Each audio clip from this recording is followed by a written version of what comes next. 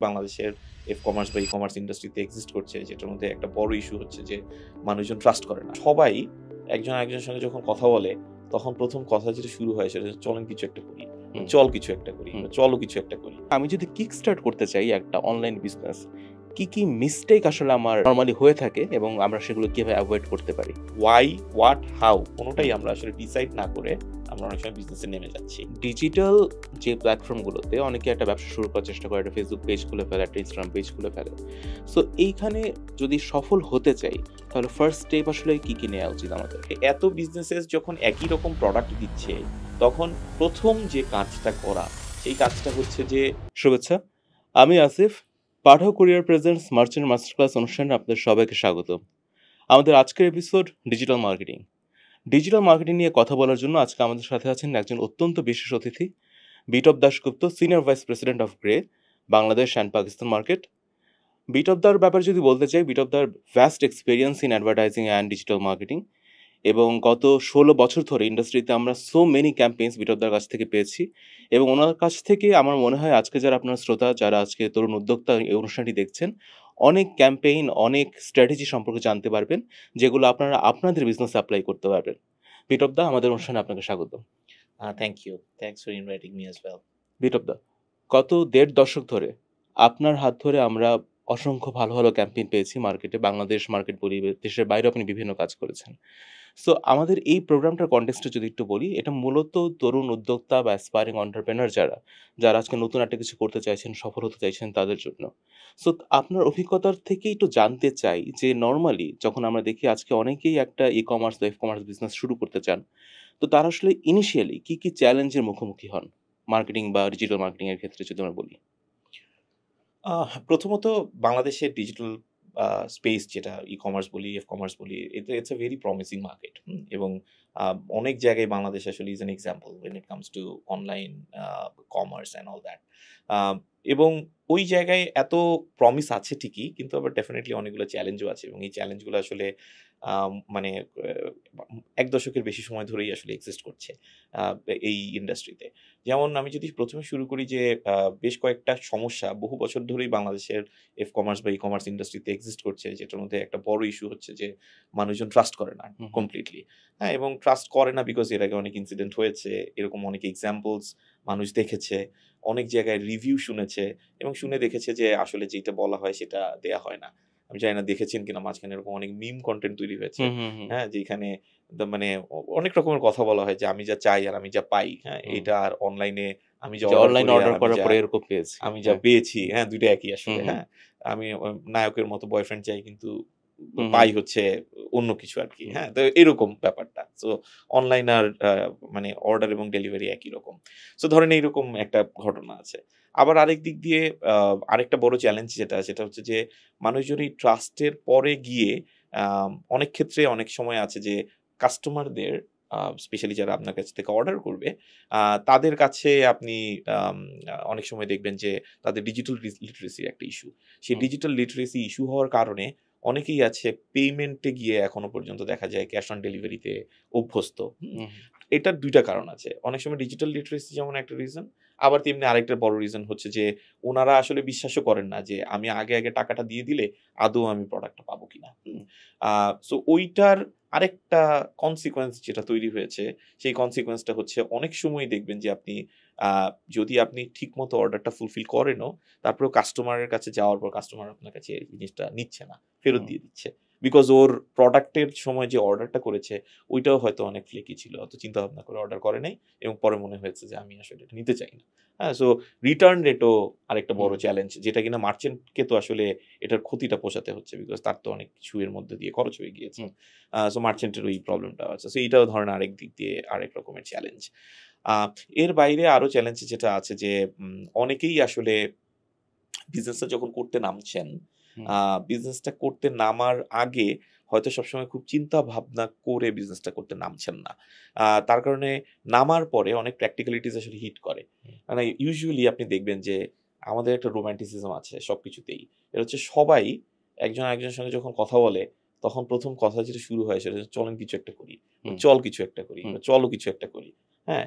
এবং এই যে যখন এই কিছু কথাটা বলা হয় তখন যে রোমান্টিসিজম চোখের মধ্যে থাকে, চোখে মুখে, আপনি দেখবেন ব্যবসাটা করতে গেলে এই রোমান্টিসিজম অনেক রাইট। প্র্যাকটিক্যালিটিতে হিট হয়। হুম, তখন গিয়ে মানুষজন অনেক কিছু অনেক সময় ডিল করতে পারে না এই প্র্যাকটিক্যালিটির সময়। সো ওইটা ডিল না করতে গেলেও, না করতে পেরেও আপনি আসলে আপনার অপারেশনাল চ্যালেঞ্জ তখন আপনাকে আ ঝামেলায় ফেলতে পারে এবং যেটার কারণে আপনি হয়তো মনে করতে পারেন যে প্রবাবলি আমার জন্য এটা রাইট না। হ্যাঁ? হুম, ওইটাও আরেকটা চ্যালেঞ্জ আপনি যদি বলতে চান আছে।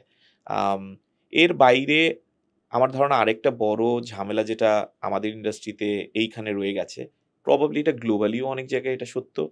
সেটা হচ্ছে ই-কমার্স আসলে মানুষজন নেয় ২ টা কারণে। অনেক মানে বড় ২ টা কারণে। হুম, হুম। একটা হচ্ছে এটা আমার জন্য অনেক কনভিনিয়েন্ট। আরেকটা কারণ হচ্ছে এখানে আমি হয়তো যেটা পাবো এটা অনেক সময় কম দামে পাবো। হ্যাঁ, এর বাইরে আরো অনেক রিজন আছে। আমি বলছি না এই ২ টাই একমাত্র রিজন বা ২ মানে হুম, ২ হুম, টা রিজন আরকি। এর বাইরে আরো রিজন আছে। যেমন হুম, অনেকে অনেক এক্সক্লুসিভ প্রোডাক্ট বিক্রি করে। সেটা আপনি অনলাইন ছাড়া হয়তো এরকম ভাবে পান না।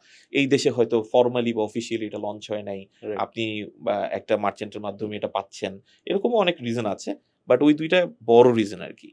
সো ওইটাও আসলে সাস্টেইনেবিলিটি কে অনেক সময় আসলে চ্যালেঞ্জ করে আরকি। Right. So on top of my mind আমি যদি বলি যে আসলে কি ধরনের চ্যালেঞ্জ এক্সিস্ট করে এগুলি would be some. দাদা আমার একটা কোয়েশ্চেন মানে আপনার কথা থেকে যেটা এলো, অফকোর্স আমরাও যখন আড্ডা দিতে যাই এই কথাটা প্রায়ই আসে যে চল একটা কিছু শুরু করি। হ্যাঁ? একটা স্বপ্ন তো সবারই থাকে যে একটা ব্যবসা শুরু করলাম বা কিছু। এবং ওই রোমান্টিসিজমটা কাজ করার পেছনে আমার মনে হয় একটা অন্যতম ক্যাটালিস্ট যেটা, একটা সময় ধরেন আমরা যদি ৮০ বা ৯০ দশকের কথা বলি, তখন ব্যবসা মানে কিন্তু খুব বড় একটা আয়োজন যে অনেক পুঁজি লাগবে বা অনেক কিছু লাগবে আরকি ব্যবসা করতে এবং সবাই একটা রিস্ক ফিল করত যে হয়তো খুব কমপ্লিকেটেড একটা জিনিস। কিন্তু now since we are living in the age of digital marketing and social media and stuffs like that. So এটা দেখে এখন রোমান্টিসিজমটার পেছনে বোধহয় এই ব্যাপারটাও কাজ করে যে হয়তো কিছু করে ফেলা সম্ভব। কারণ আমরা অনেক এক্সাম্পল দেখি Instagram, Facebook খুললেই দেখতে পাচ্ছি যে কেউ প্রত্যেকেই কিছু না কিছু একটা করছে আরকি। ইন্টারেস্টিং হয়তো অনেকেই কিছু না কিছু করছে। সো ওই জায়গা থেকে রোমান্টিসিজমটা আসাটাই হয়তো স্বাভাবিক কিছু ক্ষেত্রে। তো এখন ধরেন আমরা যখন প্রভাবিত হচ্ছি এই জিনিসগুলো দিয়ে এবং মনে হচ্ছে যে এত সব প্রসপেক্ট দেখে হয়তো কিছু করে ফেলা সম্ভব। খুব বেশি পুঁজি আমার না থাকুক বা খুব বেশি রিসোর্স আমার না থাকুক, স্টিল হয়তো কিছু করা পসিবল। তো সেই ক্ষেত্রে আমি যদি কিক স্টার্ট করতে চাই একটা অনলাইন বিজনেস, কি মিস্টেক আসলে আমার আ নরমালি হয়ে থাকে এবং আমরা সেগুলো কিভাবে এভয়েড করতে পারি? আচ্ছা। আ কামিং ব্যাক টু দ্য আরকি যে মানে coming back to that discussion about let's say romanticism hmm, hmm, about hmm. Doing something. আমি যদি ওইটা থেকে একটু শুরু করি তারপরে I'll go to the challenge মানে the mistakes that hmm, hmm. usually people make. প্রথমত হচ্ছে আমার কাছে মনে হয় যে আমরা এস আ নেশন আমরা আসলে ভয়ংকর রেজিলিয়েন্ট নেশন। হ্যাঁ? ট্রু। এবং ওই জায়গায় এবং আরো যেটা আছে সেটা হুম, হচ্ছে হুম। আমরা অনেক ড্রিমার্স মানে ট্রু। অনেক ড্রিমার্স আরকি। আমরা আমরা আসলে ইমোশনাল মানে অ্যাজ ওয়েল। অনেক হ্যাঁ, ইমোশনালি ড্রিভেন এবং হুম, ড্রিমার্স। হুম, আমরা মনে করি আসলে আমরা অনেক কিছু করতে পারি। আমাদের হুম, অনেক হুম, ক্ষমতা আছে এবং এটা আসলে আছে। হ্যাঁ? In a hmm. ওয়ে আমাদের ভেতরে এটা আছে। সো ওই জায়গা থেকে অনেক সময় মনে হয় যে আমি অনেক কিছু করে ফেলতে পারবো। আর বাংলাদেশ আচ্ছা। কিন্তু আ আসলে অপরচুনিটির দেশ। রাইট। ভালোই অপরচুনিটি আমাদের এখানে আছে। হুম, কেউ যদি জানে বা বোঝে বা বুঝে শুনে ঠিকমতো অপরচুনিটি কাজে লাগাতে চায়, বাংলাদেশে অপরচুনিটি আসলে আছে। হুম? হ্যাঁ, এটাও ঠিক জনসংখ্যাও বেশি। তার কারণে অপরচুনিটি পেছনে চেজ করার লোকও বেশি। হুম, হুম। সেটাও যেমন সত্য কিন্তু বাংলাদেশ আসলে অনেক অপরচুনিটি রাইট। অফার করে অ্যাজ আ কান্ট্রি। আমরা এরকম একটা ইয়াং দেশ, আমরা এত স্ট্রাগল, এত প্রবলেম এর হুম, মধ্যেও opportunity is something that keeps us alive I guess আরকি।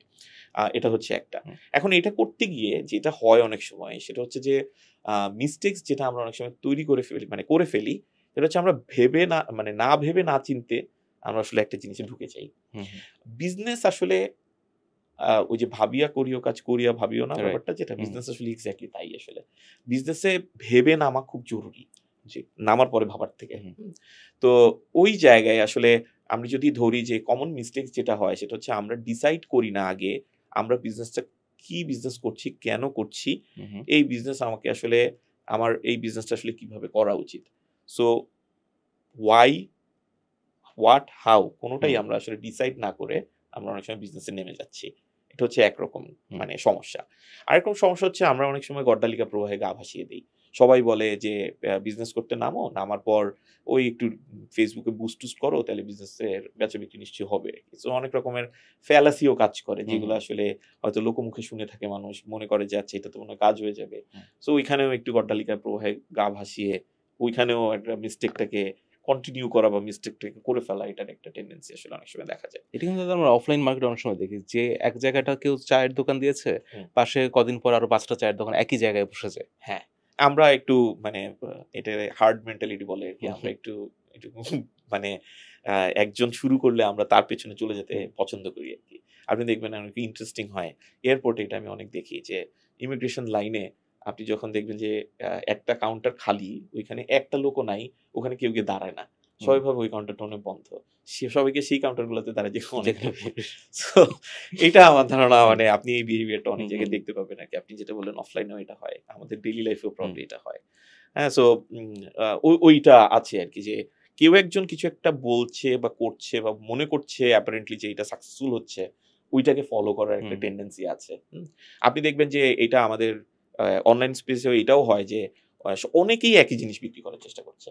হ্যাঁ? হুম, এখন অনেকেই কেন একই জিনিস বিক্রি করবে বা কেন এটা মানুষের বা একটা কাস্টমারের আসলে এতগুলি অপশন লাগবে, হুম। এটা নিয়ে কেউ না ভেবেই হয়তো ব্যবসাটা শুরু করে দিচ্ছে।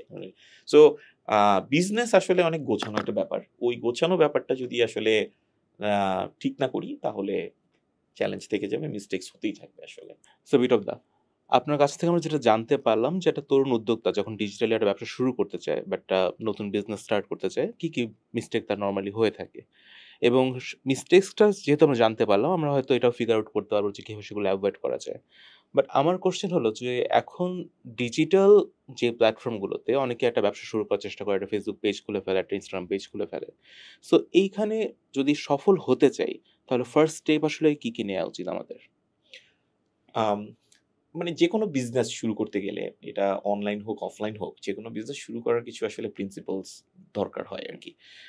আমি স্পেসিফিক্যালি যদি ই-কমার্স এর কথা বলি, হুম, ই-কমার্স এর আম যেটা একটু আগে যেমন মিস্টেকস বলি, চ্যালেঞ্জেস বলি, ওখান হুম, থেকে রেফার ব্যাক করে যদি একটু বলি, যে একটা হচ্ছে মার্কেট তো অনেক ক্রাউডেড। হুম, হুম, আমাদের এখানে আমি যদি নাম্বারটা রং না হয়ে থাকে, আমাদের এখানে প্রায় ৫,০০,০০০ মতো ই-কমার্স বা এফ-কমার্স হুম, বিজনেস মানে বিজনেসেস আছে আরকি।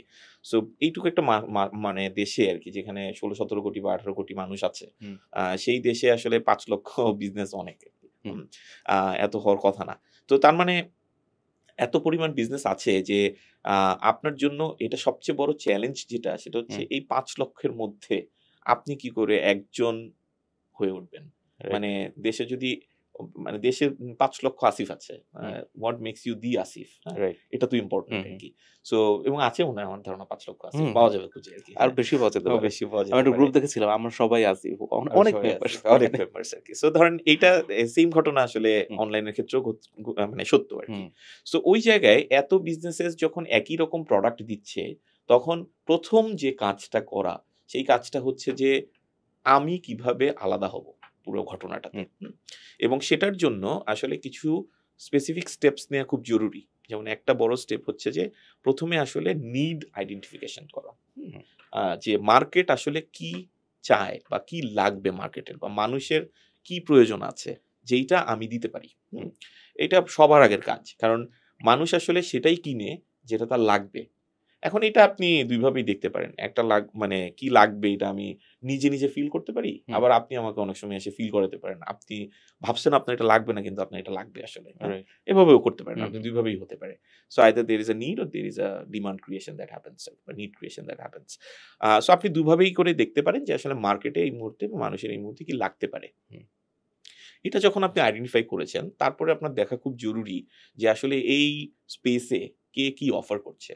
এই স্পেসটা কি অনেক ক্রাউডেড, নাকি এই স্পেসটা মোটামুটি আসলে অল্প কিছু লোক এই মুহূর্তে এই স্পেসটাতে কাজ করছে। আচ্ছা, নাকি কেউই এই স্পেসে কাজ করছে না। আচ্ছা। ৩ রকম সিচুয়েশনই হতে পারে। এখানে আমরা অনেক সময় বলি যে ধরেন আ অনেক মারামারি কামড়াকামড়ি হচ্ছে এই হুম, জায়গাটাতে। হুম, আচ্ছা, এখানে নতুন কিছুদিন আগে শুরু হয়েছে। কেউ আছে এইখানে। আরেকটা হচ্ছে না, এটা একদম খালি। আমি গিয়ে দখল করে নিতে পারি এমন মতো হুম, করে হুম, জায়গাটা। হ্যাঁ? তো এইভাবে করে ৩ টা স্পেসই আপনি দেখতে পারেন যে আসলে আদৌ কি অবস্থা আছে আপনার। এরপরে আপনি চিন্তা করে দেখবেন যে যদি আসলে এখানে অলরেডি কিছু লোক থেকে থাকে বা ওখানে অনেক লোক থেকে থাকে, হুম, হুম, আপনি আসলে আলাদা করে আ মাথা তুলে দাঁড়ানোর মতো বা আপনি আলাদা করে স্ট্যান্ড আউট করার মতো কোনো আপনার এজ আছে কিনা। আচ্ছা। এটা এরপরে আপনার খোঁজা দরকার। এবং ওই অনুযায়ী একটা ক্লিয়ার কাট ব্র্যান্ড পজিশনিং তৈরি করা খুব জরুরি। রাইট। যে আপনি মানুষকে আসলে আপনার প্রোডাক্ট স্ল্যাশ ব্র্যান্ড হুম, হুম, মানে ওটা নিয়েও হয়তো আমরা একসময় কথা বলবো প্রোডাক্ট এবং ব্র্যান্ডের মধ্যে পার্থক্য কি। হুম, বাট আপনি আপনার প্রোডাক্ট এবং ব্র্যান্ড এটাকে কি করে আসলে স্ট্যান্ড আউট করাতে পারছেন এই ভিড়ের মাঝে, এটা রাইট। হচ্ছে এর একটা বড় কাজ আসলে, যেটা তৈরি করা প্রয়োজন। এবং সেকেন্ডলি হচ্ছে আপনি আসলে যখন চিন্তা করছেন যে হ্যাঁ আমি এই প্রোডাক্টটা বিক্রি করতে চাই, তখন আসলে আপনার কাজ হচ্ছে প্রোডাক্ট থেকে ব্র্যান্ডে কি করে এটাকে হুম, কনভার্ট হুম, করব। সো আপনি ডিফারেন্সিয়েশন বের করলেন। এরপরে একটা কনসিস্টেন্টলি একটা কোনো আইডেন্টিটি তৈরি করা খুব জরুরি, যেটা আপনি আসলে কন্টিনিউয়াসলি ক্যারি ফরওয়ার্ড করবেন। হ্যাঁ? আচ্ছা। সো আপনি আইডেন্টিটি বলতে আসলে আমরা অনেক সময় ভাবি যে একটা লোগো হলেই হলো। হুম, অনেক হুম, সময় ব্যাপারটা শুধু এরকম না। এই লোগোর সাথে হয়তো আপনি কি ধরনের কালার টোন মানে কন্টিনিউয়াসলি ইয়ে করে যাবেন। আপনি যখন প্রোডাক্ট শোকেস করছেন হুম, তখন কি হুম, ধরনের কালার টোনে আপনি যাবেন। আপনি যখন কথা ফেসবুকে একটা পোস্ট বানাচ্ছেন তখন কি ধরনের কালার টোন আপনি ফলো করবেন। ওটা তখন আপনাকে আগে থেকেই ডিসাইড করে ফেলতে হুম, হবে। হুম, ইউ ক্যানট গো লাইক আজকে গ্রিন কালকে লাল পরশুদিন কমলা, এটা দিয়ে হবে না। হুম, কনসিস্টেন্সি তৈরি হবে না। সো এই কনসিস্টেন্সি তৈরি করার জন্য কালার একটা বড় ব্যাপার। টোন অফ ভয়েস একটা বড় ব্যাপার। আপনি কি ধরনের টোনে কথা বলবেন। হুম, আপনি হুম, দেখবেন কেউ আছে খুব হাইপার হয়ে কথা বলে। আপনি দেখবেন কেউ আছে খুব ঠান্ডাভাবে কথা বলে। আবার কেউ আছে খুব মানে হিউমার নিয়ে কথা বলে। সো একেকজন একেক রকম হুম, ভাবে কথা বলে। সো আপনার টোন কি হবে সেটাও আসলে এট দ্য সেম টাইম ডিসাইড করা। সো ওইগুলি সবকিছু মিলিয়ে আসলে আপনি আপনার আইডেন্টিটি এস্টাবলিশ করবেন এভাবে। আচ্ছা। হুম? সো ওইটা হচ্ছে এর পরের একটা কাজ আরকি। তারপরের কাজ হচ্ছে আপনি এবার চিন্তা করলেন যে আমি এবার আমার মানে কনজিউমারকে বা আমার টার্গেট অডিয়েন্সকে আ কে আসলে? হ্যাঁ? এটাও বোঝা হুম, খুব হুম, জরুরি আরকি। এবং একে ভালোভাবে চেনা খুব জরুরি। রাইট। একে একটা মানুষের মতো করে চেনা খুব হুম, জরুরি। আমাদের একটা সমস্যা আছে। আমি জানি না আপনার মনে আছে কিনা, একটা রেফারেন্স বলতে পারি। আমরা যখন আগে টম অ্যান্ড জেরি দেখতাম, হুম, হ্যাঁ? হুম, তখন দেখতাম কি যে আ টম হচ্ছে যেকোনো একটা মুরগি দেখলে ওটার মধ্যে আসলে রোস্ট দেখতো। হ্যাঁ? হুম, হুম, হ্যাঁ? এরকম টার্কি দেখলে হুম, একটা যেরকম ইয়ে হয় না? ওরকম একটা দেখতো আরকি। আমাদের এরকম একটা টেনডেন্সি আছে। কনজিউমার বললে টাকা বুঝি। হ্যাঁ? হুম। মানে ওকে টাকা হিসেবে দেখি আসলে। কিন্তু কনজিউমার আসলে তো মানে টাকার ঝুড়ি না। কনজিউমার তো আসলে একটা একটা মানুষ, মানুষ। একটা হ্যাঁ? ব্যক্তি। তো এই মানুষটাকে চেনা খুব জরুরি এবং রাইট। মানুষটাকে মানুষের মতো করে চেনা খুব জরুরি। আপনি যেরকম আপনার ভাই-বোন, মা-বাবাকে চেনেন হুম, হুম, বা আপনার বন্ধুকে চিনতে চান, এরকম করে একটা কনজিউমারকে চেনা খুব জরুরি রাইট। যে ওর আসলে কি ভাল্লাগে, ওর কি ভাল্লাগে না। ও কি চায়? ওর জীবনের স্বপ্ন কি? হ্যাঁ? ওকে কোনটা হাসায়? মানে ওকে কোনটা মন খারাপ করায়?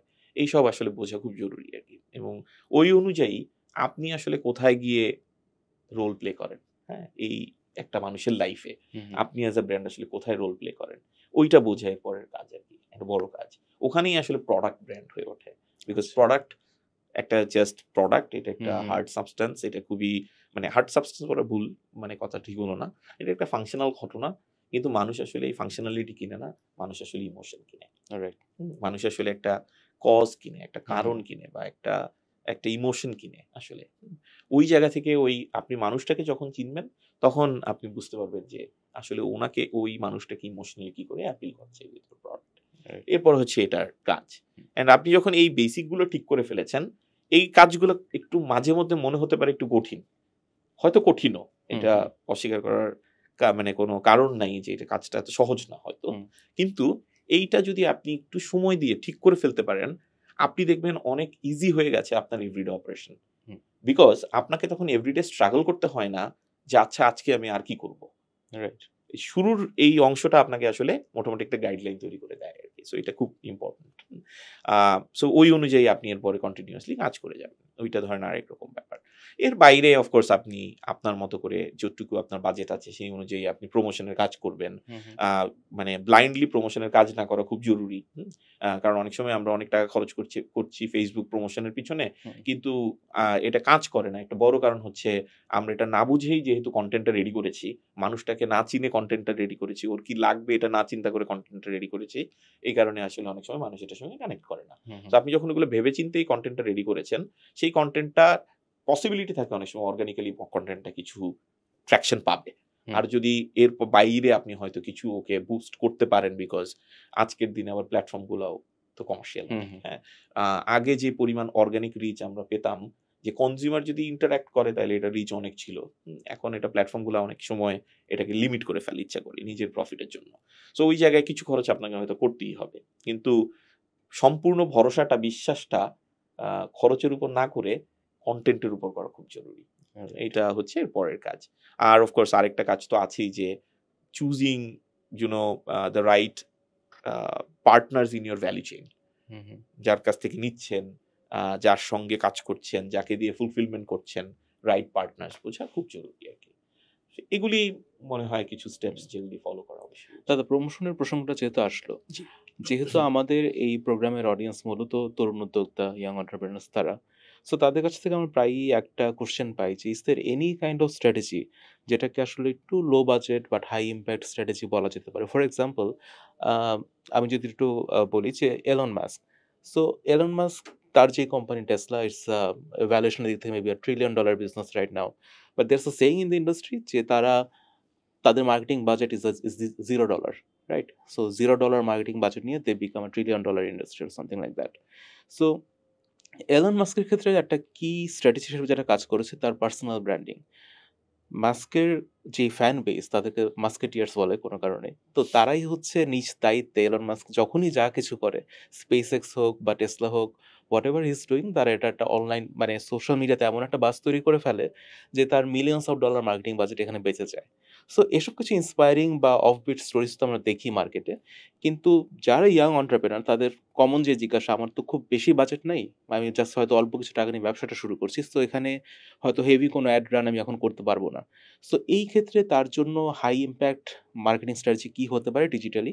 And even though you said যে অর্গানিক এখন রিচ একটু কমিয়ে দিয়েছে প্ল্যাটফর্মগুলো। বাট স্টিল আমরা অর্গানিক যদি কিছু ক্র্যাক করতে চাই সেটা কিভাবে করতে পারি? লো বাজেট হোক, হাই বাজেট হোক, হুম, যেটাই হোক না কেন, আ আমার মনে হয় আমাদের সবসময় চ্যালেঞ্জ হচ্ছে আসলে ক্রিয়েটিভলি আমরা একটা কনটেন্টকে কতটুকু এনরিচ করতে পারি, যেকোনো কনটেন্টকে। হুম, বিকজ আসলে কনটেন্ট কিন্তু কিং।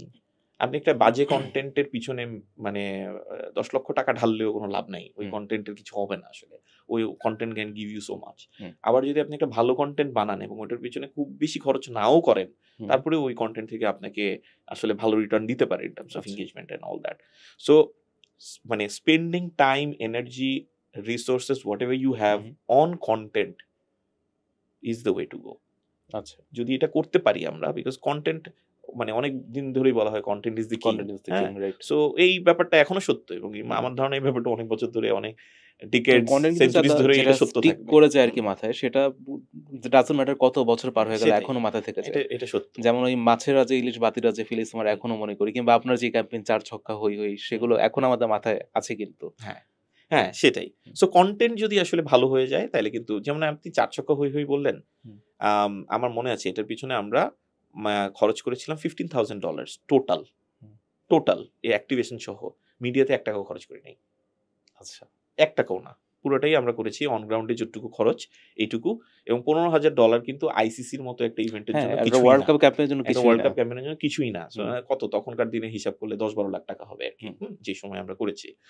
সো পুরাটাই কিন্তু আমরা করেছি হচ্ছে অন দ্যা আইডিয়া ইটসেলফ হুম, যে হুম, যেই আইডিয়াটা করা এবং এটাকে এক্সিকিউট করার জন্য যতটুকু অন গ্রাউন্ড এ যতটুকু সাপোর্ট লাগে এটুকু হুম, হুম। সাপোর্ট দিয়ে ৪ ছক্কা হৈ, হৈ ওই সময়ে মানে we are very proud to say that ওই সময় এটা জেনিফার লোপেজের ফুটবল ওয়ার্ল্ড কাপের গানের থেকে বেশি এনগেজমেন্ট পেয়েছে। সো ইউ ক্যান সি যে একটা বাংলাদেশী কনটেন্ট মানে ওই স্টেজে ওইভাবে করে কাজ আমার করতেছে। যেমন এত বছর পরেও এটাই মাথায় আসে আরকি যে যখনই কোনো কনটেন্ট এর কথা বলতে চাই that sticks hmm, to our mind হ্যাঁ, সেই ফিলিংস বাতির এড হোক কিংবা ৪ ছক্কা হয়েই হোক এই ক্যাম্পেইন গুলোই মাথায় হ্যাঁ, আসে। সো ইয়েস মানে দিস ইজ স্টিল রেলেভেন্ট যে মানে the content is the king. So হ্যাঁ, এই জায়গাতে আমরা এখনো স্টিক করতে পারি। হ্যাঁ। ওইটা করতে পারলে মানে কিছু না কিছু ইয়ে পাওয়া যাবে। অ্যান্ড অফ কোর্স মানে এটাও ঠিক যে আসলে সাথে যদি আপনি চিন্তা করেন যে এর বাইরে আর কি ধরনের আ ইয়ে হতে পারে, স্কোপ হতে পারে। কনটেন্টের বাইরে হয়তো আসলে মানে যখন আপনার টাকা কম থাকে, হুম, হুম। তখন এটা খুব ইম্পোর্টেন্ট হয়ে যায় যে you also engage with the community. হ্যাঁ? আচ্ছা। আপনি একটা মানে থাকে না যে কাস্টমার বেস না, হুম, হুম। কমিউনিটি তৈরি করতে পারেন কিনা আপনার জন্য। আচ্ছা। এটা আরেকটা খুব হেল্পফুল একটা টুল। হ্যাঁ? এটা যদি তাদের একটু আ এক্সপ্লেইন করেন সো লেটস কমিউনিটি সে কিভাবে ধরেন তৈরি করতে পারি? আ ধরেন ফ্যান ফলোয়ার্স থাকে না? হুম, হুম, ধরেন কোনো একটা পার্টিকুলার ব্র্যান্ডের বা কোনো একটা পার্টিকুলার প্রোডাক্টের ওরও তো একটা ফ্যান ফলোয়ার থাকতে পারে হুম, হুম, আসলে। ফ্যান ফলোইং থাকতে পারে। সো হয়তো আসলে একটা একটা group of people they believe in this brand somehow for some আচ্ছা। রিজন। হুম, হ্যাঁ?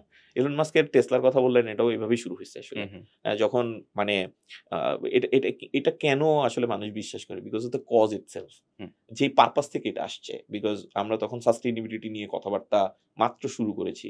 ওই সময় এসে একটা মানুষ বলছে যে আমার গাড়ির কোনো আমার জিরো কার্বন এমিশন হবে, হ্যাঁ? আমি ইলেকট্রনিক্যালি ভেহিকল করব এবং এটার পিছনে আমি জীবন দিয়ে দিব টাইপের একটা ব্যাপার।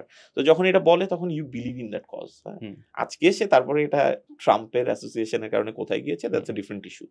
বাই দ্য ওয়ে ঠিক সেম কারণেই কিন্তু ইলন মাস্কের ফলো হচ্ছে at the same time. Share মার্কেটের দাম কমছে। এটার একটা বড় কারণ হচ্ছে যেই পারপাসের সঙ্গে মানুষ অ্যাসোসিয়েট করেছিল এবং যেই পারপাসের কারণে মানুষ এত টাকা দিয়ে টেসলা কিনতে চাইতো, আজকে ওই পারপাসটা কোয়েশ্চেন। তার কারণে মানুষজন আর ওই পারপাসের সাথে নাই, ইলন মাস্কের সাথেও থাকছে না অনেকেই। যেই কারণে শেয়ার মার্কেটে প্রাইস ফল করছে। সো আপনি যদি এই জিনিসটা চিন্তা করেন যে ওই কমিউনিটি আসলে এরকমই, যে যারা হয়তো এটার উপর বিশ্বাস করে কোনো একটা কারণে, হইতে পারে এটা কোয়ালিটির কারণে, হইতে পারে এটার অথেন্টিসিটির কারণে, হইতে পারে এটার এক্সক্লুসিভিটির কারণে, অনেক কারণেই হতে পারে, বা হইতে পারে এটা মানে অনেস্ট, এই জন্য মানে মানুষ বিশ্বাস করে। বাট এরকম যদি একটা ফ্যান ফলোইং পাওয়া যায়, সেই ফ্যান ফলোইং তৈরি করা আপনাকে অনেক হেল্প করতে পারে। ইনিশিয়াল বেজে একটা কমিউনিটি তৈরি করা, যারা আপনার হয়ে কথা বলবে এবং ওরা কোনো মানে স্বার্থে কথা বলবে না। ওরা বলবে কারণ আপনাকে ওরা বিশ্বাস করে। কোনো একটা ছোট কারণেও হলেও আপনাকে একটু বিশ্বাস করে ওরা। এবং ওইটা আরেকটা বড় জায়গা হতে পারে। আপনি যদি কমিউনিটির একটা মানে তৈরি করতে পারেন এবং ওই অনুযায়ী আপনি যদি তাদেরকে দিয়ে আসলে কথা বলাতে পারেন। সো এটার মধ্যে দেখবেন রিভিউও পড়ে যাবে যেমন, তেমনি এটার মধ্যে আসলে হয়তো সোশ্যাল কনভারসেশনে আপনার পক্ষে অ্যাডভোকেটসও পেয়ে যাবেন হয়তো। বা হচ্ছে কেউ একজন হয়তো দেখবেন যে নিজের সার্কেলেই বলছে, এই ব্র্যান্ডটা ভালো, এটা ইউজ করে দেখতে পারো। সো এই কমিউনিটি তৈরি করা আরেকটা বড় রাস্তা। সো কনটেন্ট, কমিউনিটি, এই ২ টা বলতে পারি লো বাজেটে খুব হেল্প করে। আচ্ছা। সো দর্শক যারা দেখছেন, আমরা বিটপদার কাছ থেকে খুব চমৎকার দুটো ইনসাইট পেলাম যে low budget high impact strategy কি হতে পারে। One is content, of course. Content is still the king. আমাদের কনটেন্ট যদি ভালো হয় তাহলে এটার পেছনে যে সবসময় অনেক টাকা ঢালতে হবে, স্পেন্ড করতে হবে তা না। অনেক সময় কনটেন্টের কারণে একটা ব্র্যান্ড দাঁড়িয়ে যেতে পারে। এবং at the same time it is important to build a community. So community build করলে যেটা হয় যে কমিউনিটি আপনার ব্র্যান্ডকে মোবিলাইজ করবে, কমিউনিটি আপনার ব্র্যান্ডের অ্যাডভোকেট হয়ে কথা বলবে। সো বিটপদা আমরা কনটেন্ট নিয়ে যেহেতু আপনার কাছে শুনতে পেলাম। সো এখন এখান থেকে আমার মাথায় একটা কোয়েশ্চেন এলো যে কনটেন্টের স্ট্র্যাটেজি নিয়ে। আমরা জানি যে আসলে সোশ্যাল মিডিয়াতে এখন অনেকগুলো প্ল্যাটফর্ম, মানে Facebook আছে, Instagram আছে, TikTok আছে। অনেক প্ল্যাটফর্মেই সেলাররা বিভিন্ন প্রোডাক্ট সেল করছেন। কিন্তু যেটা দেখা যায় যে অনেকেই এই জিনিসটা কনসিডারেশন এ আনেন না যে একেকটা প্ল্যাটফর্মের অডিয়েন্স কিন্তু একেক রকম। অর্থাৎ আমার TikTok এ যে অডিয়েন্স, উনি যে কনটেন্ট যে ওতে কনজিউম করছে, maybe that same content doesn't apply for Instagram or Facebook। So এখানে দাদা কনটেন্ট স্ট্র্যাটেজিটা নিয়ে জানতে চাই যে ডিফারেন্ট প্ল্যাটফর্মে আমাদেরকে ডিফারেন্ট কনটেন্ট নিয়ে কাজ করা উচিত কিনা, এবং যদি করতে হয় সেটা কিভাবে করব? That's a very good question এবং মানে একদমই এটা করা উচিত আরকি। হুম, হ্যাঁ? মানে আসলেও মানে আপনি যেই কারণে Facebook এ যান, আপনি সেইম কারণে Instagram এ যান না। রাইট। বা সেইম কারণে আপনি YouTube এ যান না। হুম, সো যেহেতু আমরা পুরা জিনিসটাকে অডিয়েন্স ফার্স্ট বা কনজিউমার ফার্স্ট অ্যাপ্রোচ এ দেখতে চাই, হুম, হুম, এবং দেখাই উচিত। সেই জায়গায় আসলে বোঝা দরকার যে কোন অডিয়েন্স কেন, বা অডিয়েন্স কেন আসলে কোন পার্টিকুলার প্ল্যাটফর্ম এ যায়। ওখানে তারা কি চায়, কি খোঁজে এবং ওই অনুযায়ী আপনি কি আপনার কনটেন্টকে কিউরেট করতে পারছেন কিনা। এটা হুম, খুবই ইম্পোর্টেন্ট। আম যেমন আমি যদি ধরি যে কমিউনিটি এনগেজমেন্ট এর অনেক কাজ আসলে Facebook এ হয়।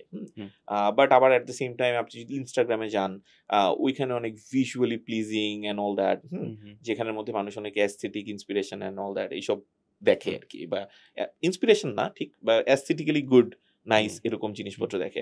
আবার এট দ্য সেম টাইম Pinterest এ হয়তো যায় মানুষ প্রচুর ইন্সপিরেশন নিতে।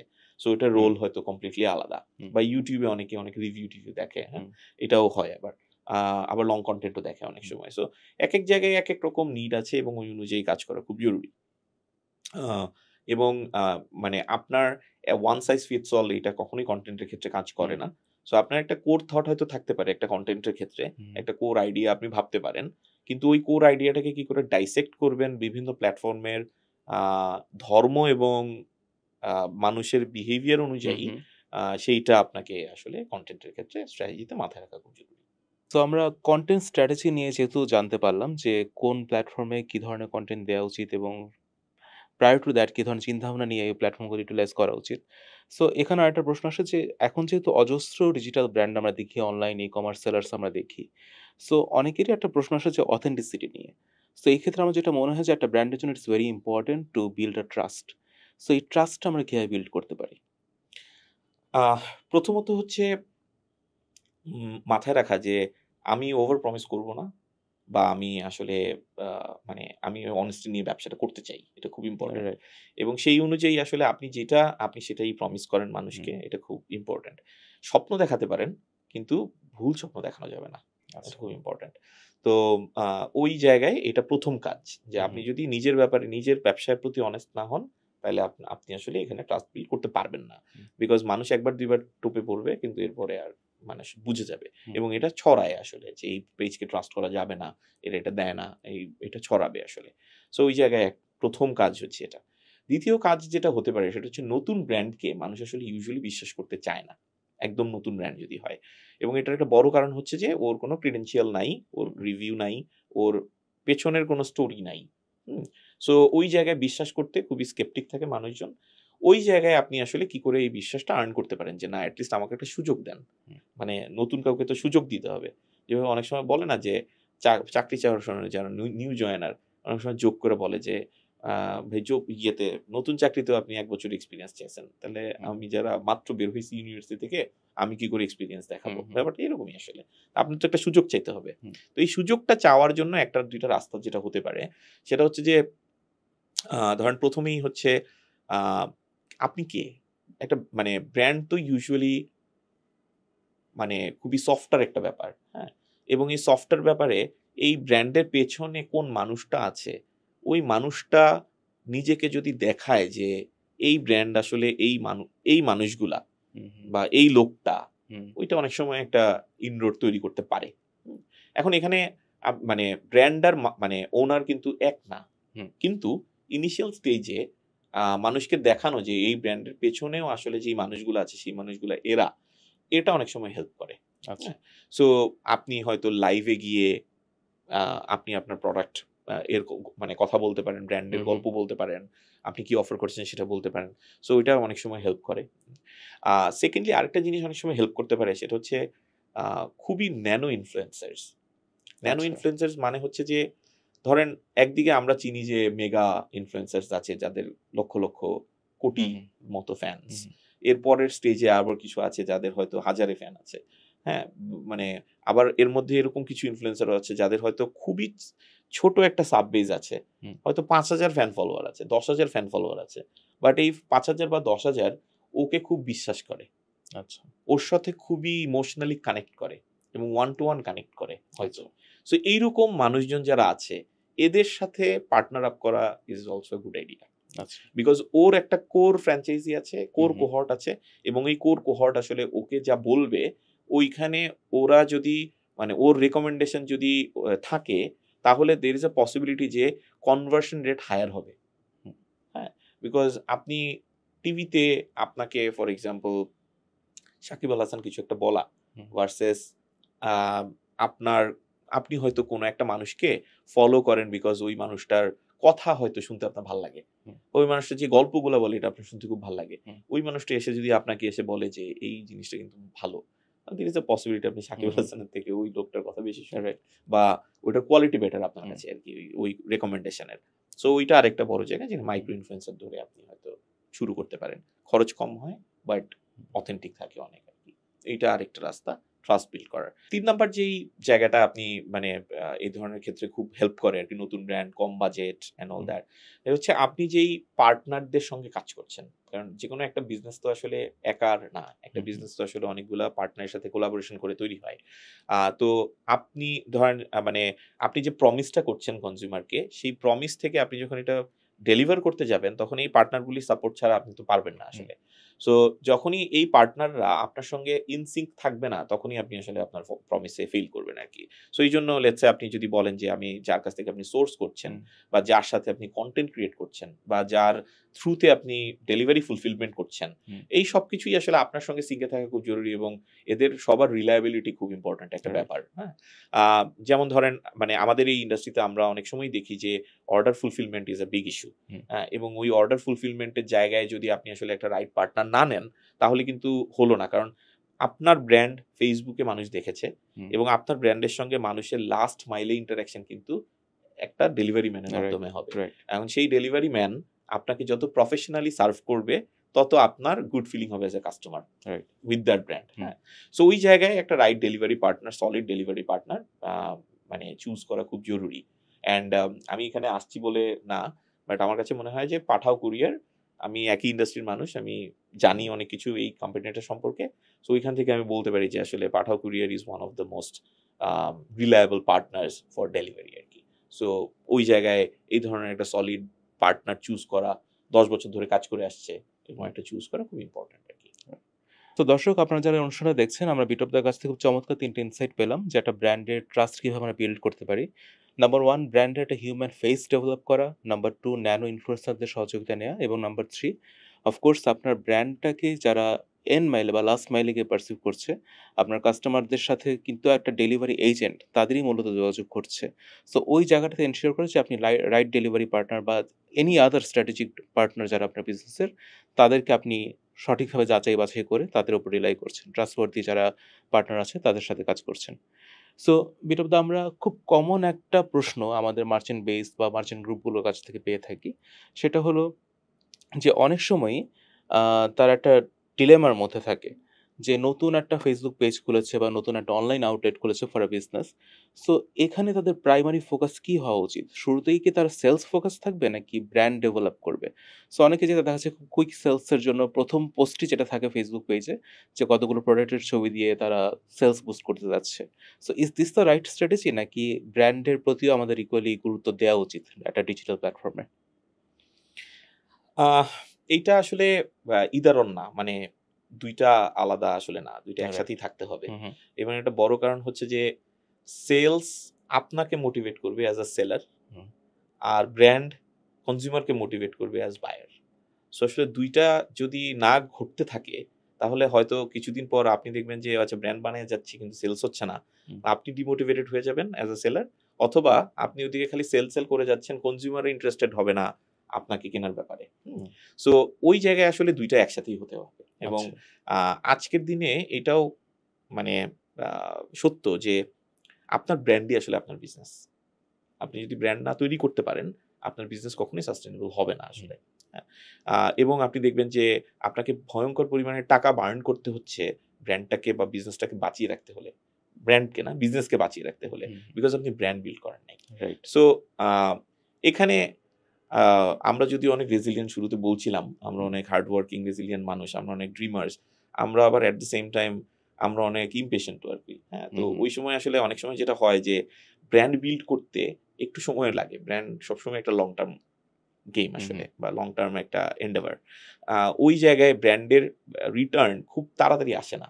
বাট সেলস অ্যাটেম্প্ট এর রিটার্ন হয়তো অনেক সময় খুব তাড়াতাড়ি আসে, এবং হুম, ওইটা আমাদেরকে হয়তো অনেক সময় ডিরেল করে। হুম, এমনভাবে মানে ইনফ্লুয়েন্স করা শুরু করে, তখন মনে হয় এটা দিয়েই মনে হয় হয়ে যাবে। তো এটা খুব ইম্পোর্টেন্ট যে আসলে আপনি একটা ব্যালেন্স রাখেন।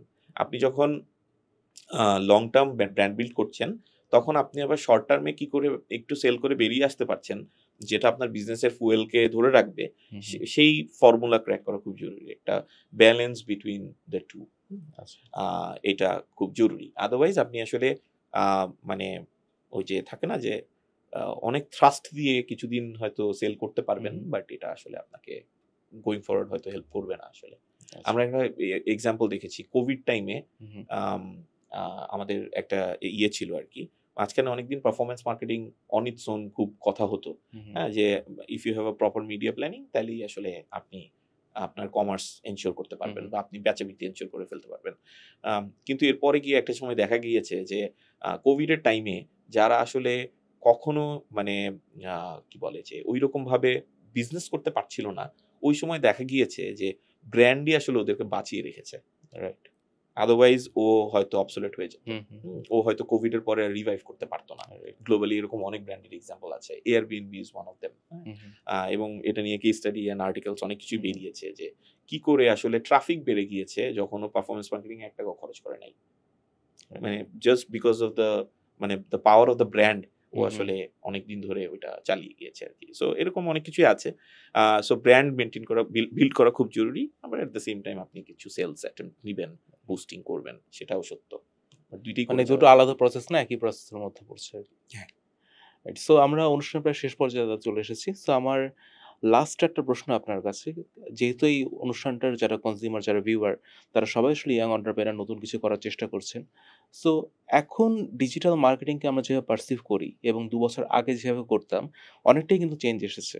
ইনফ্যাক্ট আমি কিছু কোর্সেস দেখি, ডিজিটাল মার্কেটিং এর কোর্স। আমরা অনেক সময় ভেরিফাই করি না কোর্সগুলো করার আগে যে এই কোর্সটা কতদিন আগের। কারণ এই মার্কেটটা এত বেশি ইভলভ করে, এখানে টেকনোলজি আমরা বলি বা এখানে নতুন চেঞ্জেস আমরা বলি, এত বেশি নতুন আপডেটস আসে।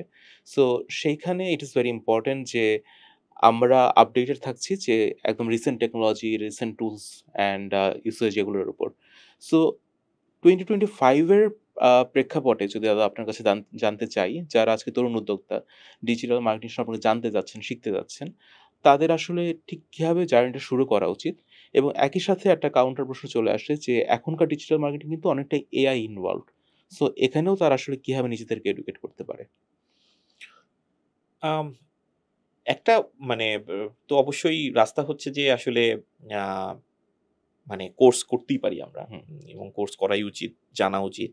কিন্তু কোর্স করতে গিয়ে অনেক সময় প্রবলেম যেটা হয়ে যায় সেটা হচ্ছে ফোকাসটা শুধুই আসলে অপারেশনাল হয়। আচ্ছা। হ্যাঁ? আ মানে বুস্টিং কি, পোস্ট কি, হুম, হুম, হ্যাঁ?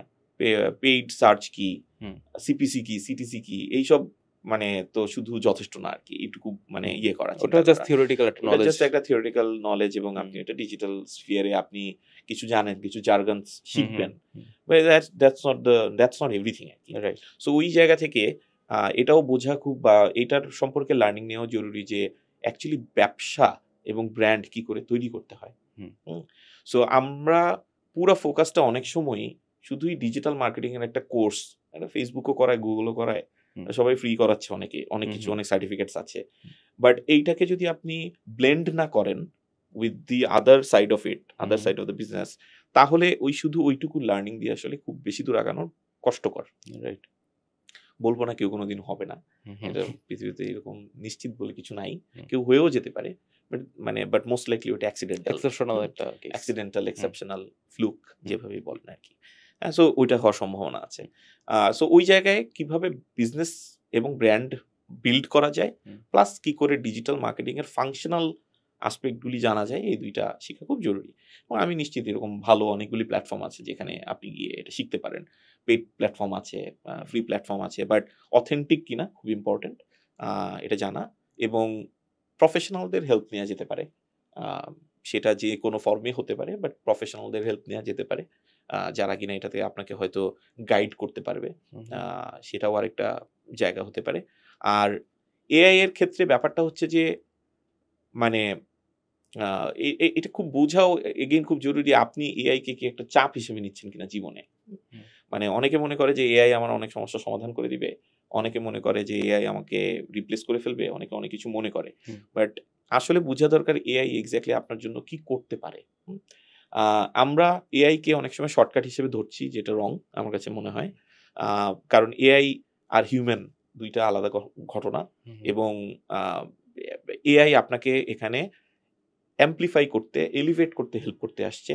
এআই আপনার কাজ সম্পূর্ণ করে দিতে আসে নাই। সো আপনাকে আপনার কাজটা করতে হবে। তারপরে এআই এর সাপোর্ট নিতে হবে এটাকে নেক্সট লেভেলে নিয়ে যেতে কি করে করা যায়। হ্যাঁ?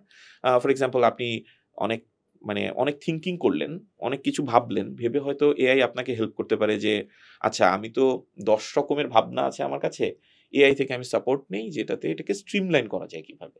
For example. হুম, তো আপনি একটা এআই প্রম্পট দিয়ে আপনি ১০ টা ভাবনাকে একটা স্ট্রিমলাইন করে একটা জায়গায় আনলেন। এরপরে আপনি আপনার ভাবনার জার্নিটা আবার শুরু করলেন। হুম, হয়তো এটা আপনাকে এআই আপনাকে এইটুকু হয়তো হেল্প করে দিতে পারে। হুম? বা অনেক সময় বিজনেস প্রসেসেও আপনি এআই কে ইন্টিগ্রেট করতে পারেন। But that's costly hmm, sometimes.